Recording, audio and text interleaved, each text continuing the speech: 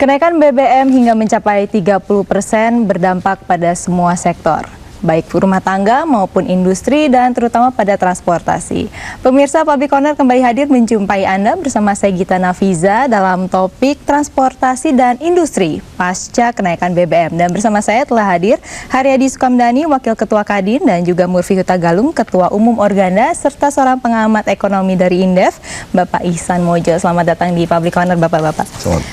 Baik, mungkin ini fokusnya ke masalah transportasi terlebih dahulu ya Pak. Nah, ini bisa Anda ceritakan sebelum kenaikan BBM dan pasca kenaikan BBM, semakin terpuruk atau bagaimana nih keadaannya Pak?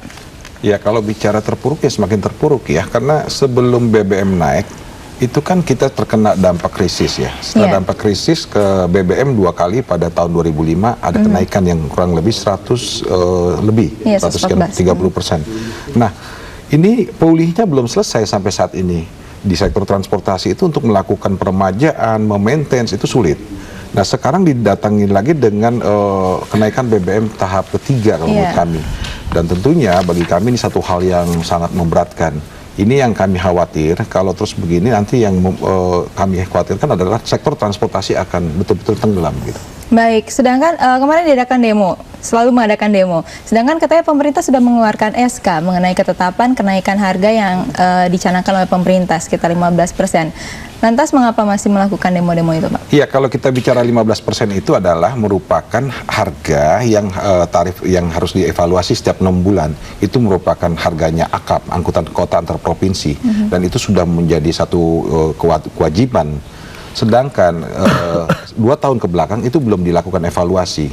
Maka kalau kemarin dikatakan 15% itu naik akibat BBM, menurut kami ini sebetulnya perlu diluruskan. Nah, sekarang itu tidak menjadi panduan karena di kota maupun kabupaten ini berbeda-beda. Sehingga menurut kami yang real itu adalah berkisar, kalau kita mau bicara wajar adalah 30 dan 40%. Itulah kenaikan yang wajar. Berapa persen, Pak? 30 sampai 40%. 30 sampai 40%. Ya. Tapi setelah kita juga melihat kondisi masyarakat, kondisi load factor kita yang cenderung menurun, maka kita ambil di angka yang wajar, yaitu 20%.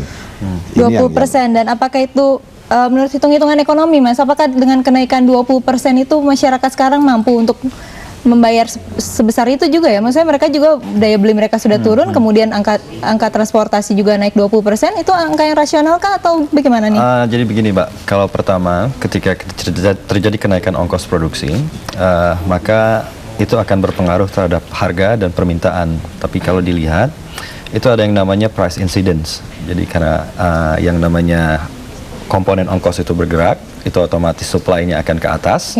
Tapi pada saat yang sama, kenaikan ini seharusnya juga diresap bukan hanya oleh konsumen tapi juga oleh produsen. Jadi kalau misalnya katakanlah tadi Pak Murfi mengatakan bahwa komponen BBM itu berkisar antara 30 sampai dengan 40, itu memang sebagian harus diresap, bukan hanya di pass through ke konsumen gitu. Karena kalau semua kenaikan ini di pass through ke konsumen, itu sama saja cuma lewat aja gitu. Tapi sebenarnya kalau berarti dari angka 20% kenaikan itu mungkin saya ngelihatnya di antara 10 sampai 20%, jadi dibagi 2 lah. Dan itu tentu harus tergantung pertama sama industri apa, maksudnya industri transportasi jenis apa. Kita lihat elastisitas permintaan dan penawarannya. Dan apa namanya, kebutuhan atau elastisitas permintaan dari konsumen itu sendiri. Ya, dan tentu saja ini juga berdampak pada bidang industri ya Pak ya. Nah, dengan nilai yang Pak Murfi ajukan tadi, bagaimana nih Anda menanggapinya untuk anggota-anggota Anda, mungkin yang industri kecil yang sangat terkena dampak imbasnya ya Pak ya?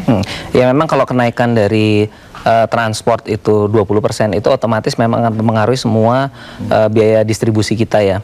Dan kalau hitung-hitungan untuk beberapa industri yang berkaitan dengan consumer good ya, itu memang pengaruhnya tuh kira-kira antara 5% sampai 7% lah dari total produksi ya, kalau naikannya 20% itu. Apalagi juga sekarang ada juga kenaikan tol kan, ini juga mau nggak mau semua lalu lintas distribusi kita lewat tol, itu ada pengaruh di situ. Berarti nanti akan berdampak juga pada output nilai terakhir yang harus dibayar oleh para konsumen ya? Yang kita khawatirkan itu justru memang akhirnya ujungnya adalah di daya beli masyarakat itu sendiri, yang mana tadi seperti Pak Murfi bilang dari tahun 2005 sebenarnya belum pulih sekali ya.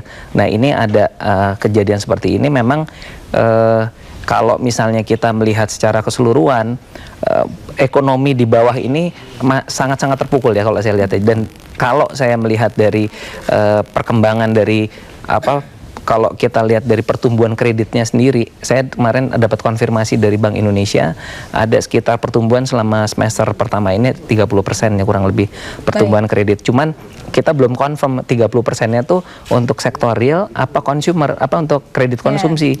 Nah, jadi memang pemerintah nanti PR-nya ini adalah bagaimana mendorong ekonomi di bawah ini dengan baik, khususnya di penyaluran kredit yang di bawah. Baik, nampaknya pemerintah emang mempunyai PR yang sangat banyak ya dampak naiknya minyak dunia ini, dan kita akan membahas itu saat lagi ya Pak ya.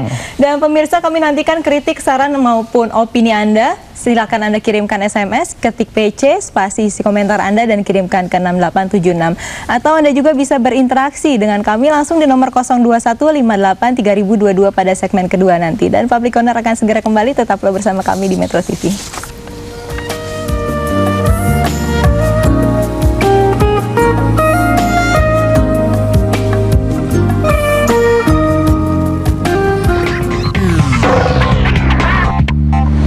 Jelajahi cara baru mendapatkan informasi. Download Metro TV Extend sekarang.